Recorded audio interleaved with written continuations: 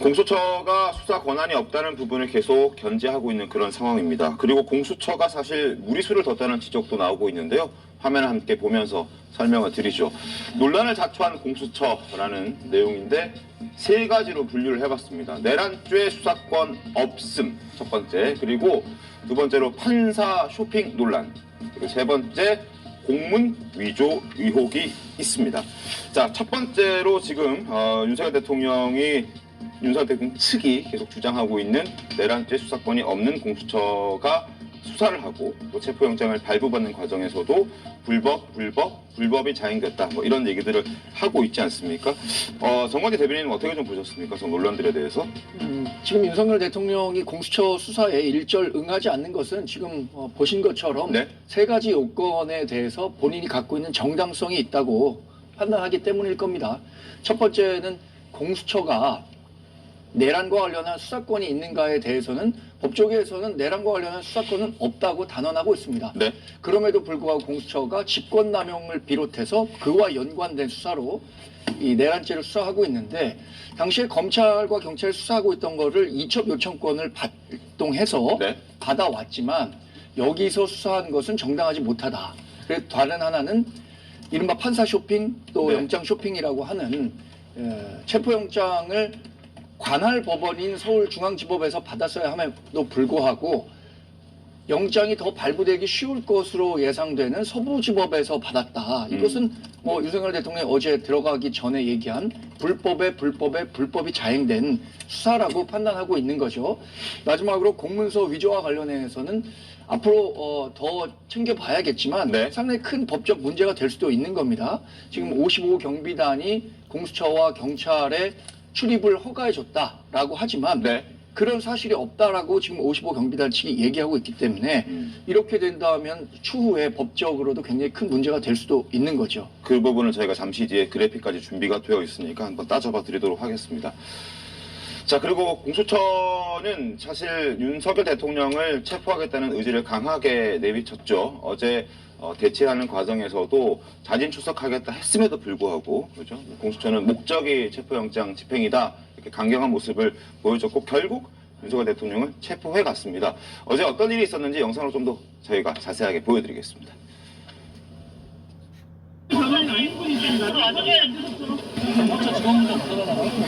게 어디 있습니까? 변호인이 왜 들어와 있습니까? 언제 왔습니까? 왜 통제를 안 하죠, 저분들은? 이거 뭡니까? 영장 집행하는 아니 여기서 이거 잠깐. 아니 그냥 일이 아니고 들어오세요.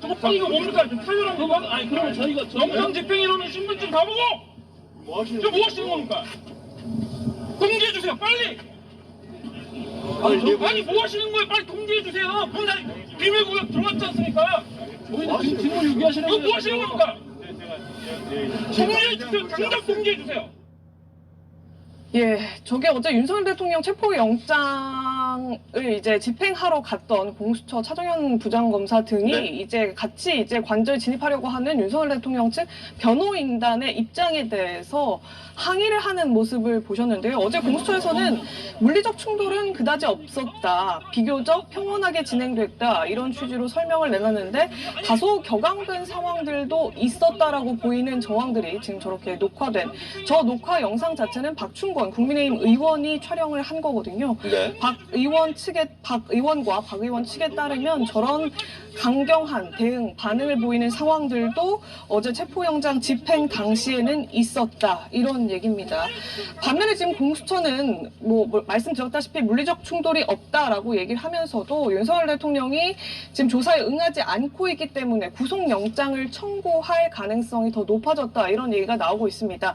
그런데 이 구속영장 청구 역시 서울중앙지법이 아닌 서울 서부지법에 청구할 가능성이 높다, 지금 이런 얘기가 나오고 있는 거거든요.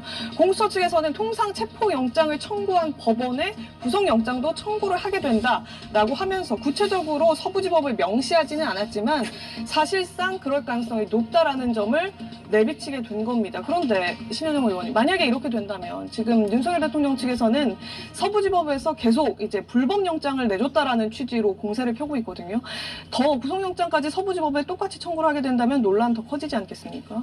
지금 사법질서에 대한 부정이다 이런 취지로 말씀 주셨는데 서부지법 영장 청구에 대해서는 논란 여지가 아직 남아있긴 합니다. 근데 공수처 입장에서 정당하다면 지금이라도 구속영장은 중앙지법에 낼 수 있는 것 아니냐 이런 얘기들이 나오는 거거든요. 뭐 당연히 그렇게 해야죠. 왜냐하면 공수처법에 공수처 사건은 서울중앙지방법원을 관할로 한다고 명시가 되어 있어요. 네. 그 예외적으로 피의자의 주거지 또는 사건 발생지를 예외적으로 두고 있는 이유는 예컨대 피의자가 뭐 제주도에 산다든가 또는 저 부산쯤에 광주쯤에 살고 있는 피의자가 사건 수사를 받아서 재판을 받게 되는데 그 서울중앙지방법원에서 재판을 받게 되면 굉장히 힘들잖아요.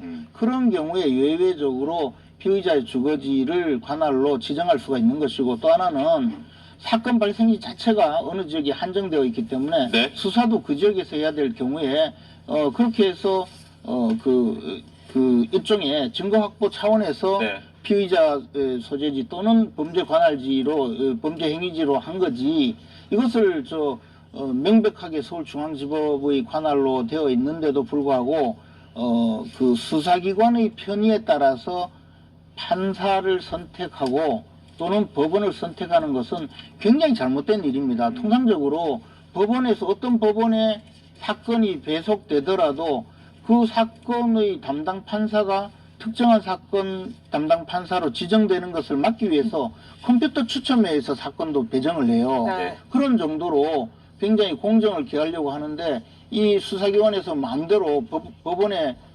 선택을 한다면 이것이야말로 수사기관이 어떤 특정한 법원과 무슨 내통하고 있는가라는 의혹을 제기할 수밖에 없고 네. 지금 말씀하신 대로 일반 국민이라고 하는데 어떤 국민이라도 이런 식으로 하면 문제제기를 합니다. 네. 이것은요 대통령이기 때문에 문제제기를 하는 것이 아니고 만약에 수사기관에서 이런 관할 위반을 한다면 반드시 문제제기를 하지 이것을 그냥 넘어갈 수 있는 사람들이 잘 없어요. 네. 그리고 더 나가서 지금 구속영장을 또 서부지법에 청구한다고 하면 네.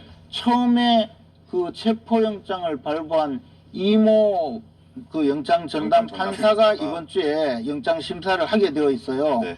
그리고 그 이모 판사가 체포영장에 기재했던 문구 형사소송법 110조 111조 적용 배제한다는 문구는 이번에 압수수색 영장에는 기재되지도 않았어요. 네네.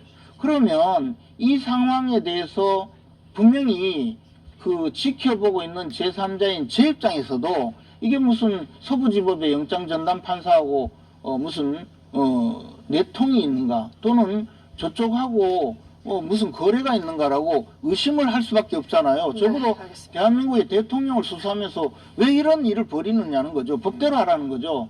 아무리 자신들의 수사가 정당하다 하더라도 절차적인 위법이 있으면 수많은 논란을 불러일으킬 수 있고 더욱이 대통령이기 때문에 대통령의 지지자들은 조그마한 문제 제기도 크게 생각할 수밖에 없는데 이렇게 해서 정치적인 논란을 벌이는 공수처의 처사를 저는 이해할 수가 없어요. 알겠습니다. 이것은 앞으로도 두고두고 문제가 될 겁니다. 네. 물론 뭐 내통 거래 이런 표현은 아니 그런 개인적인 의심. 그런 의심을 할 수밖에 예. 없어요. 네, 그런 그런 의혹들이- 일을 왜 벌리냐는 거죠. 알겠습니다.